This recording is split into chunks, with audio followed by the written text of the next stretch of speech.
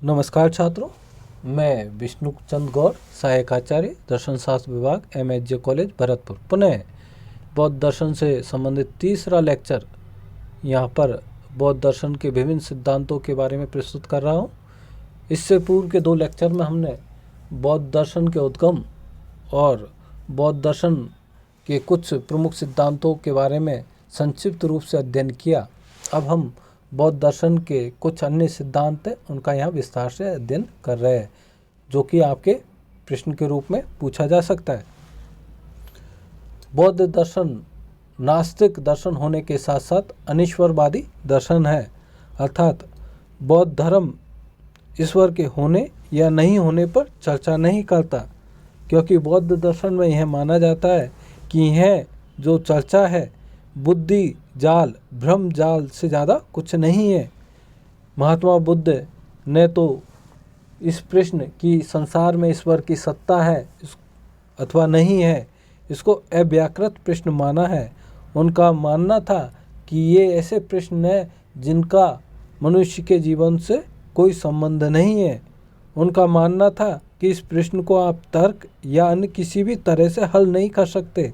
ईश्वर के होने या नहीं होने की बहस का कोई अंत नहीं है।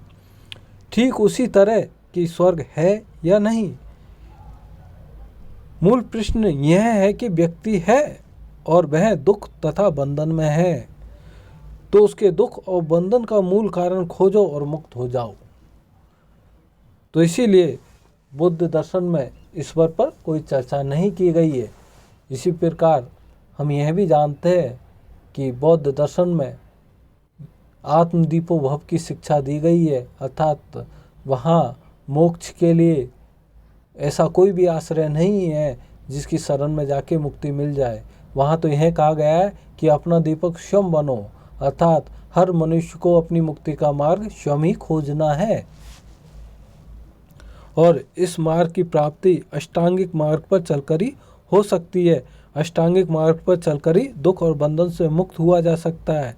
यही आर्य सत्य है। बुद्ध दर्शन में ईश्वर की सत्ता नहीं मानी गई है, क्योंकि दुनिया प्रति समुत्पाद के नियम पर चलती है, अर्थात यह दुनिया कार्य कारण श्रृंखला से बंधी हुई है।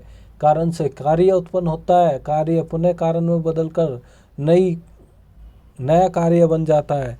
तो यह संसार इसी प्रकार कार्य कारण की अनंत श्रृंखला से चलता आ रहा है। यह संसार अनादिकाल से है और ऐसा नहीं है कि किसी ईश्वर के द्वारा इसकी स्थापना की गई है। यह संसार प्रति समुत्पाद के सिद्धांत से बंधा हुआ है। यह संसार कार्य कारण की श्रृंखला से बंधा हुआ है। इस श्रृंखला के कई चक्र है, जैसा कि हमने प्रति समुत्पाद के अंतर्गत कार्य कारण के 12 चक्र के बारे में पढ़ा, जिसे द्वादश निदान चक्र भी कहा जाता है। और यह माना जाता है कि यह संसार इसी प्रकार कार्य कारण श्रृंखला से बंधा हुआ है और जब मनुष्य ज्ञान प्राप्त कर लेगा तो वह इस संसार चक्र से पूर्णतः मुक्त हो जाएगा। इस ब्रह्मांड को चलाने वाली कोई सत्ता नहीं है, नहीं तो इस संसार को कोई उत्पन्न करने वाला है और नहीं इस संसार का कोई प्रारंभ है और नहीं कोई अंत। यह संसार तो अनादिकाल से चलता आ रहा है और आगे भी चलता रहेगा। बुद्ध दर्शन के जो आत्मा संबंधी मत है उसको कहा गया है यहाँ पर अनात्मवाद।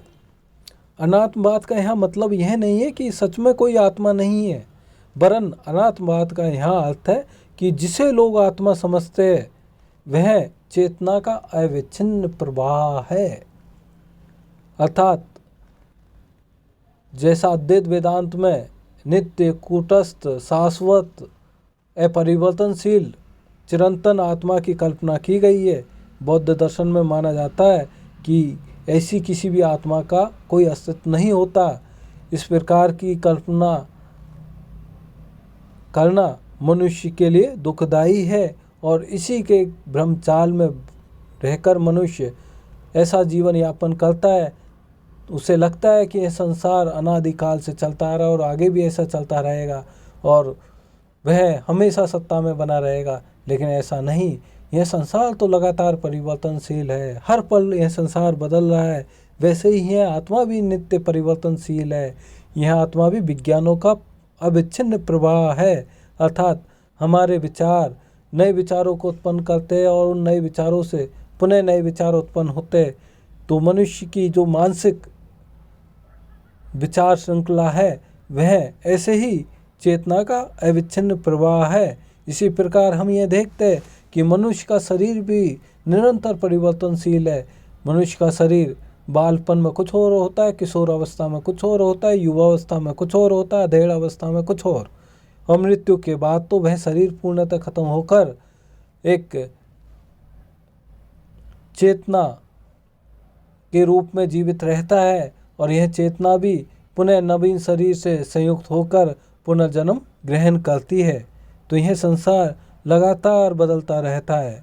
अनात्मवाद के अनुसार संसार में नित्य वस्तुओं का एकदम अभाव है और वेदांत में अद्वैत वेदांत में जैसी शाश्वत आत्मा की कल्पना की गई है ऐसी किसी भी वस्तु का कोई अस्तित्व नहीं होता।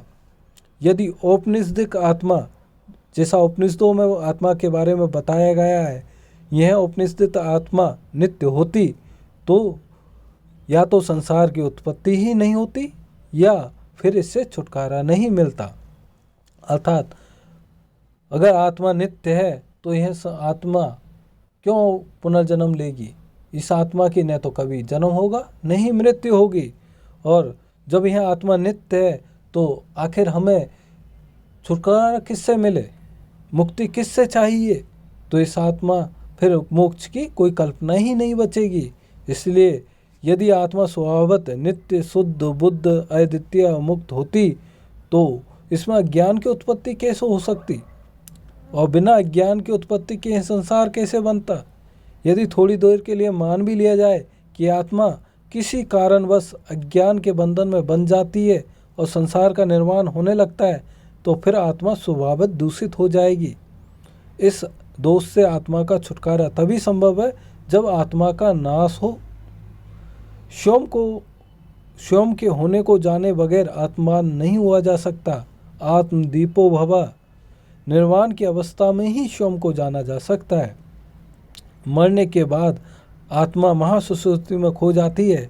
वह अनंत काल तक या तो अंधकार में पड़ी रह सकती है या तत्क्षण ही वह दूसरा जन्म लेकर इस संसार के चक्र में फिर से शामिल हो सकती है।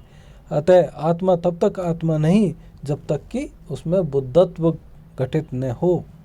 अर्थात यह जो आत्मा की कल्पना, नित्य आत्मा की जो कल्पना है केवल काल्पनिक है। आत्मा तो निरंतर परिवर्तनशील है और इस आत्मा का पूर्ण ज्ञान जब तक मनुष्य को प्राप्त नहीं होता, बुद्धत्व की जब तक प्राप्ति नहीं होती तब तक यह आत्मा नहीं होती, वरन यह विज्ञानों का, विभिन्न घटनाओं का संघात मात्र है जो हर पल बदल रहे हैं और मनुष्य के कर्म ही इस आत्मा को पुनर्जन्म के चक्र में बांधते हैं। जैसे मनुष्य के कर्म होते वैसे ही उसे पुनर्जन्म प्राप्त होता है और मनुष्य की इस पुनर्जन्म से मुक्ति का एकमात्र तात्पर्य है कि मनुष्य को यथार्थ ज्ञान की प्राप्ति हो, तभी वह आत्मा के वास्तविक स्वरूप को जान पाएगा और तभी यह आत्मा के रूप में रहेगी जब उसे बुद्धत्व की प्राप्ति हो जाए। तो जब बुद्धत्व की प्राप्ति हो जाती है तो वह अनिर्वचनीय अवस्था है। उसके बाद आत्मा के स्वरूप के बारे में इसीलिए बौद्ध दर्शन में आगे कोई विस्तार से चर्चा नहीं की गई है।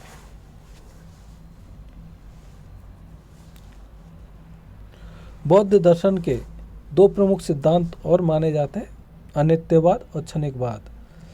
महात्मा बुद्ध के समय जो उपदेश दिया गया तो बौद्ध दर्शन के जो विचार थे वह अनित्यवाद से संबंधित थे, लेकिन महात्मा बुद्ध के पश्चात या परवर्ती बौद्धकालीन साहित्य में विभिन्न विचारकों के द्वारा अनित्यवाद के स्थान पर क्षणिकवाद की स्थापना कर दी गई। बुद्ध के समय यह माना जाता है कि यह विश्व उत्पन्न और नष्ट होने वाली अनित्य सत्ता है और यह लगातार बदलती रहती है। इसीलिए यह रागादि दोष से युक्त मनुष्यों के लिए दुखमय है। इस ब्रह्मांड में सब कुछ क्षणिक और नश्वर है, कुछ भी स्थायी नहीं है। सब कुछ परिवर्तनशील है। यह संसार और ब्रह्मांड उसी तरह है जैसे घोड़े, पहिए और पालकी के संगठित रूप को रथ कहते हैं, ऐसे ही मनुष्य, विज्ञान, चेतना, संज्ञा, संस्कार, रूप, इन सभी का संघात रूप है।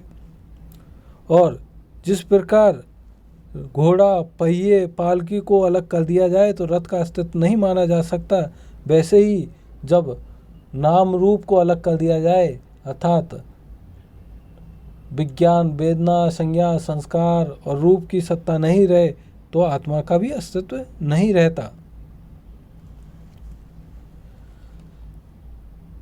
काल का जो सबसे छोटा हिस्सा होता है उसे क्षण कहा जाता है। प्रत्येक वस्तु, चाहे वह आत्मा हो या अन्य कोई पदार्थ, उतने ही समय के लिए रहती है और फिर नष्ट हो जाती है। बौद्ध दर्शन में यह माना गया है कि जो उत्पन्न न होगा उसका विनाश भी नहीं होगा, परंतु उत्पत्ति और विनाश से परे संसार में कुछ है भी तो नहीं। बुद्ध ने अनित्यता का इसी अर्थ में प्रयोग किया, परंतु विचार करने पर मालूम होगा कि वस्तु का नाश आकस्मिक नहीं है, अर्थात ऐसा नहीं है कि वस्तु एक पल में ही पूर्ण नष्ट हो जाए। जैसे हम वृद्धावस्था या जरा का ही उदाहरण ले कि उत्पत्ति से लेकर नाश तक के बीच में एक क्रम है और हर वस्तु को इस क्रम में गुजरना पड़ता है, अर्थात बुढ़ापा आने से पहले बालपन, किशोरपन, जवानी, इन अवस्थाओं से गुजरना ही पड़ता है और यह अवस्थाएं क्रमिक है। इनमें एक अवस्था के नाश होने पर दूसरी अवस्था उत्पन्न होती है, दूसरी अवस्था के नाश होने पर तीसरी। तो काल सापेक्ष इस नाश की व्याख्या तभी संभव है जब यह मान ले कि वस्तु उत्पन्न होते ही प्रति क्षण परिवर्तित होने लगती है। आरंभ में परिवर्तन का प्रभाव परिलक्षित नहीं होता, परंतु समय पाकर युवावस्था, प्रौढ़ावस्था और वृद्धावस्था आती ही है। इससे स्पष्ट है कि वस्तु के भीतर निरंतर परिवर्तन हो रहा है, अर्थात हर वस्तु हर क्षण बदल रही है। सभी भावात्मक पदार्थ प्रति क्षण बदल रहे हैं। तो बुद्ध के अनित्यवाद का तार्किक विकास यही क्षणिकवाद अथवा क्षणभंगवाद कहलाता है। तो धन्यवाद छात्रों। अब हम तीसरे लेक्चर में बौद्ध दर्शन के अन्य एक सिद्धांत के बारे में चर्चा करेंगे। धन्यवाद।